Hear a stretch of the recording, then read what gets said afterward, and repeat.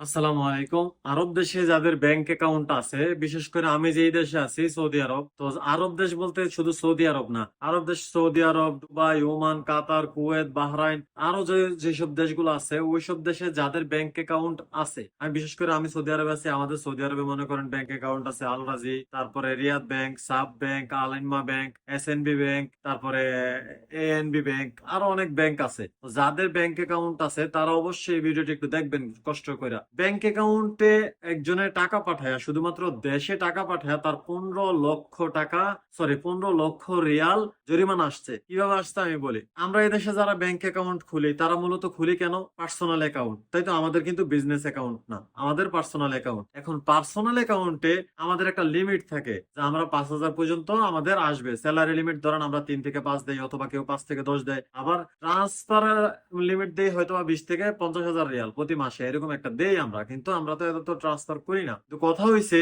এইখান থেকে দেশে পাঠাইতে পারবো কত? দেশে পাঠাইতে পারবো হইছে আমাদের যে স্যালারি আমরা দিছি ওই যে 3 থেকে 5,000, হয়তো বা এইরকম পাঠাইতে পারবো, বা কোনো মাসে এর থেকে কম একটু বেশি পাঠাইতে পারবো, সমস্যা নাই। কিন্তু যেই জরিমানাটা আসছে যে কারণে, যে আমার অ্যাকাউন্ট, ধরেন আমার অ্যাকাউন্ট, আমি অ্যাকাউন্ট খুলছি, অ্যাকাউন্ট কার্ড দিয়ে দিছি কারে? আমার এক বিশ্বস্ত মানুষকে, বিশ্বস্ত ভাই বেড়াদার বা তাওরে দিছি আমি, আমার ব্যাংক অ্যাকাউন্ট দিছি। সে কি করছে?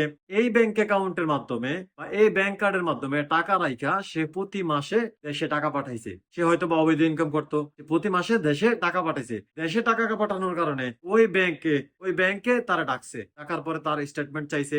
স্টেটমেন্ট চাওয়ার পরে তার স্টেটমেন্ট ঠিক মতো দিতে পারে না, কারণ সে তো ভাই অত কিছু জানে না।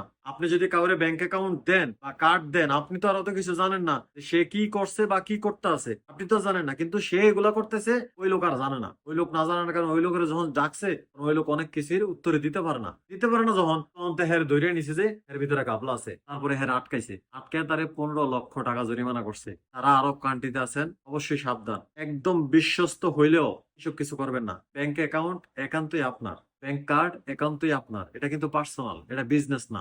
আপনি এটাতে যত ইচ্ছা তত ট্রান্সফার করলেন, কোনো সমস্যা নাই, কৈফিয়ত দিতে হইব না। এটা পার্সোনাল অ্যাকাউন্ট। আপনি যদি আপনার লিমিটের বাইরে ট্রান্সফার করেন, 1 থেকে 2 মাস করলে কিন্তু আপনার কৈফিয়ত দিতে হইব। আপনারে জিজ্ঞাসা করবো আপনি কেন ট্রান্সফার করছেন, কই থেকে পাইছেন এই টাকা। সাবধান, বিশ্বস্ত যেই হোক কারো কাছে ব্যাংক অ্যাকাউন্ট দিবেন না, ব্যাংক কার্ড দিবেন না। ধন্যবাদ।